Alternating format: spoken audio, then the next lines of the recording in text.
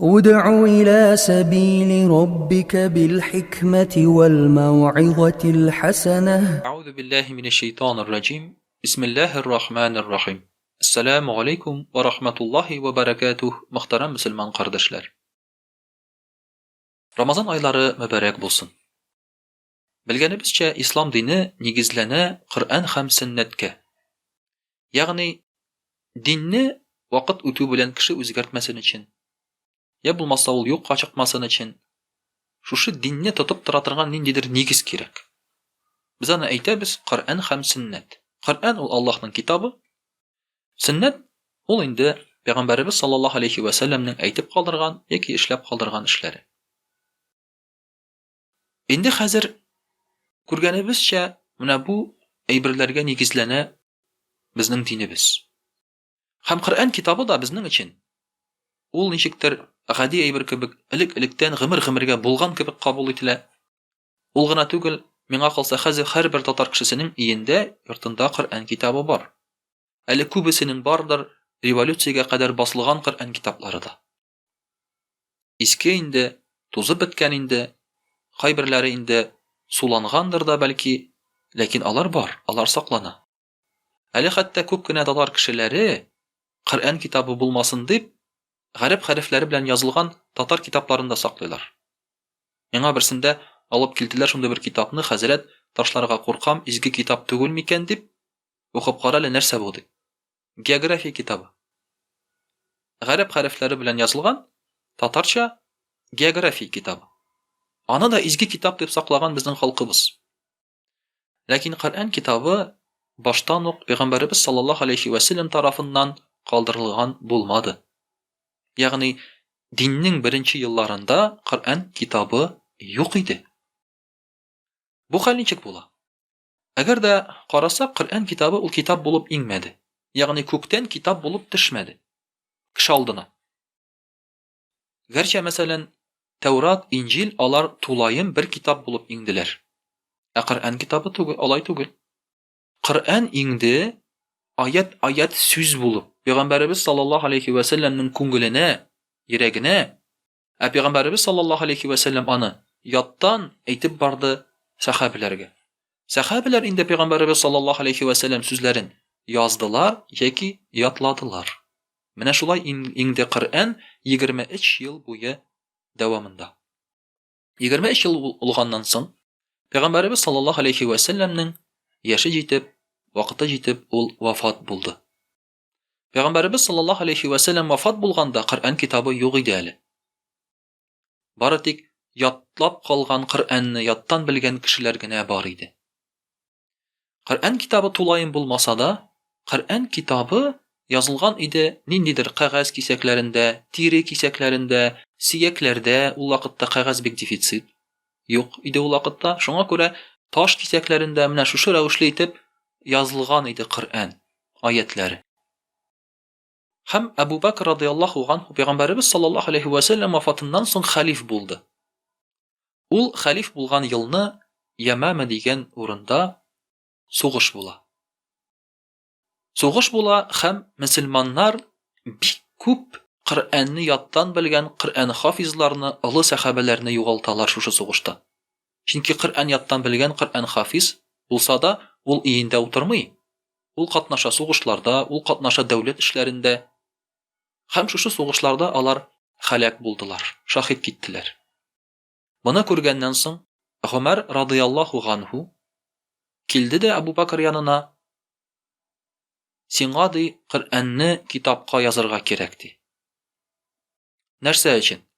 Ko'rib turasың bek ko'p hafizlarimiz yo'qqa chiqdi. Bulay barsa Qur'onni yoddan bilgan kishilar g'umuman halak bo'lib bitirga, vafot bo'lib bitirga mumkin, ham Qur'on yo'qolirga mumkin. Ani saqlab qolarga kerak" dedi. Abu Bakr radıyallahu anhu'nun so'zi narsa bo'ldi? Ol ayda dedimi? Yo'q.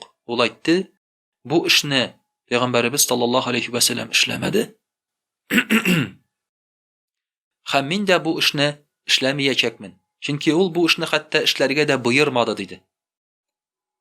Demak, Qur'onning kitob bo'lib yoziluvi ul bid'at. Bu bid'at amal. Mana bunga kunda bor bid'at turunda Бик күп сөйләүче егетләребез. Бу бидгат, теге бидгат, Коръән, сөннәт белән яшәргә кирәк диләр алар. Хәтта сахабаларның сүзләре Коръәнгә каршы килсә, сөннәткә каршы килсә, аларның сүзләрен тыңламаска кирәк диләр. Мәсәлән, таравих намазы турында. Таравих намазын 20 рикагать итеп җәмәгать белән укуны кертә Гомар радиллаһу анһу. Һәм бу егетләребез әйтә, Гомар радиллаһу анһу хадискә каршы килгән, аның сүзен алмыйбыз ди. Әбу Бәкр радиллаһу анһуның сүзе Коръәнгә дә, хадискә дә каршы килә. Коръәнне җыю бу бидгат гамәл. Аларның сүзен алып ташлыйбызмы? Пәйгамбәрбез саллаллаһу алейхи ва саллям әйтмәгән эшне бит эшләргә без тиеш түгел. Әгәр дә Коръәнне китап итеп язу, ул бик зур, иң мөһим эш булса, аны Пәйгамбәрбез саллаллаһу алейхи ва саллям әйтеп калдырмас идеме? Бит анда әйткән сүз юк. Ни гаҗәп. Ләкин Коръәнне бөтенесе кулларына ала, укый, әмма моның бидгат икәнен уйламый да. Без мөселманнар бу бидгатны таныйбыз, без әйтәбез, әйе, бу яхшы бидгат, әл-бидгатул хасана. Һәм бу бидгатларның иң күркәме, иң кирәклесе, чөнки бу бидгат булмаса, ислам дине юкка чыгар иде. Ислам дине юкка чыгар иде. Коръәнне ятлап бүгенге көндә аны белүче кеше булмас иде. Менә шулай итеп, шушы сүзләрне аңлатканнан соң, Әбу Бәкр радиллаһу анһу риза була. Чыннан да кирәк эшти, әйдә Коръәнне язабыз. Коръәнне җыялар.